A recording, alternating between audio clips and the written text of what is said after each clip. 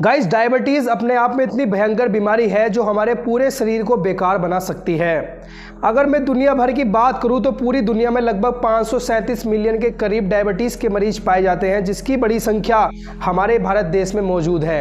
यानी हमारे भारत देश में सबसे ज़्यादा डायबिटीज़ के पेशेंट्स पाए जाते हैं। एक रिपोर्ट के अनुसार भारत में करीब 21 करोड़ लोग डायबिटीज़ की प्रॉब्लम से जूझ रहे हैं और आने वाले समय में ये समस्या धीरे धीरे बढ़ने वाली है।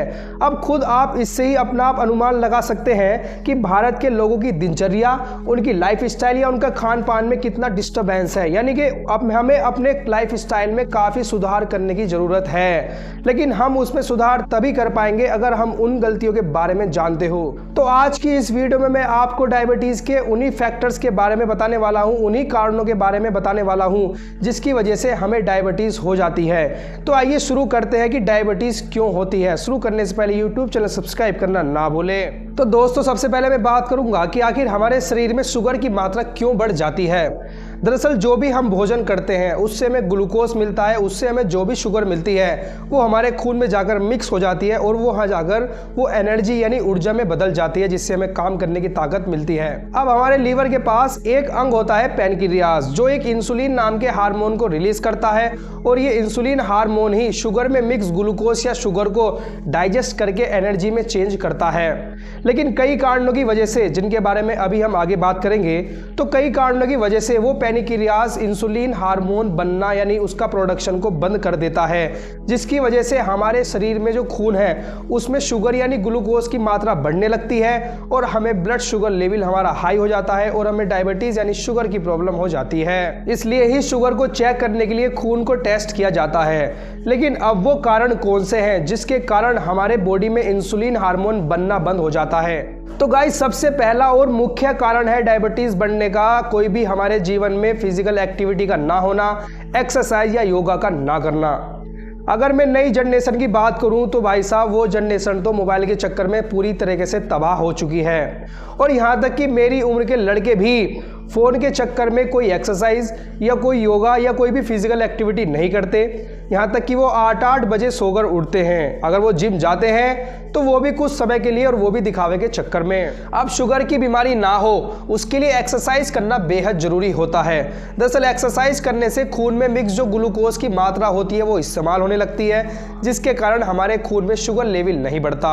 साथ ही एक्सरसाइज करने से पसीने के रूप में हमारे शरीर की गंदगी बाहर आती है, जिससे हमारा खून भी साफ बनता है और खून में मिक्स टॉक्सिक सब्सटेंस यानी विषैले तत्व भी खत्म हो जाते हैं। साथ ही हमारे सारे बॉडी ऑर्गन सही प्रकार से काम करते हैं। इसलिए एक रिपोर्ट के अनुसार रोजाना मात्र 30 मिनट एक्सरसाइज करने से शुगर की बीमारी नहीं होती, अगर हो तो वह भी कंट्रोल रहती है। दूसरा कारण है मोटापा। फ्रेंड्स, अक्सर आपने देखा होगा कि ज़्यादातर शुगर की बीमारी मोटे लोगों में पाई जाती है, मोटे लोगों में देखने को मिलती है।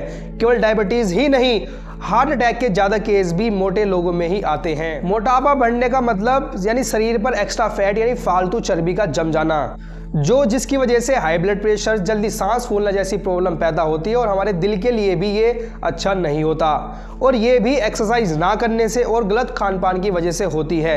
यानी आपको अपने मोटापे को दूर करना चाहिए, यानी कि ये भी आपको एक्सरसाइज करने से ही कम होगा। तीसरा कारण है हमारा खान पान, जिसमें ज़्यादा ऑयली वाली चीज़ें या मैदा से बनी चीज़ों का ज़्यादा सेवन करना, जंक फूड या फिर अल्कोहल या स्मोकिंग करना शामिल है। क्योंकि बेकार खाने का सीधा असर हमारी बॉडी पर पड़ता है, क्योंकि जो भी आप खाते हैं, चाहे वो अच्छा हो चाहे बुरा हो, वो सब के सब चीज़ हमारे खून में जाकर मिक्स हो जाती है और सारा खेल भैया खून का ही तो है। अच्छा खाओगे तो खून भी अच्छा होगा, बुरा खाओगे, बेकार खाओगे तो खून आपका बेकार होने लगेगा और शुगर की मात्रा बढ़ने लगेगी। चौथा कारण है तनाव या डिप्रेशन।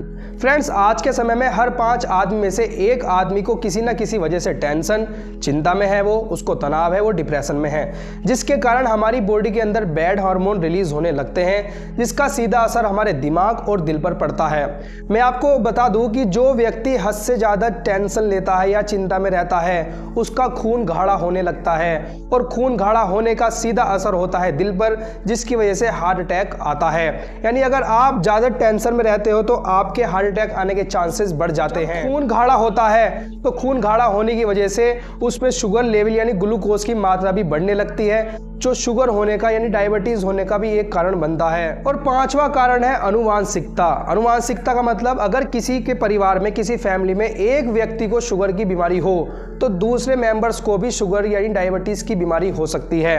और अक्सर आपने देखा भी होगा, अगर किसी की दादी को डायबिटीज़ है तो उसके पापा को, उसके चाचा को, उसकी बुआ को भी डायबिटीज़ होती है। और ये जो डायबिटीज़ की जो बीमारी है ये मेंबर से मेंबर चलती रहती है, पूरे परिवार में फैल जाती है और इस तरह की डायबिटीज़ को कहते हैं टाइप 2 डायबिटीज़। तो कुल मिलाकर दोस्तों ये 5 फैक्टर्स, 5 कारण मुख्य प्रकार से डायबिटीज़ की बीमारी होने का कारण बनते हैं। अगर आप इन कारणों में सुधार करते हैं, इन पर ध्यान देते हैं तो आप काफ़ी हद तक डायबिटीज़ होने की बीमारी से बच सकते हैं।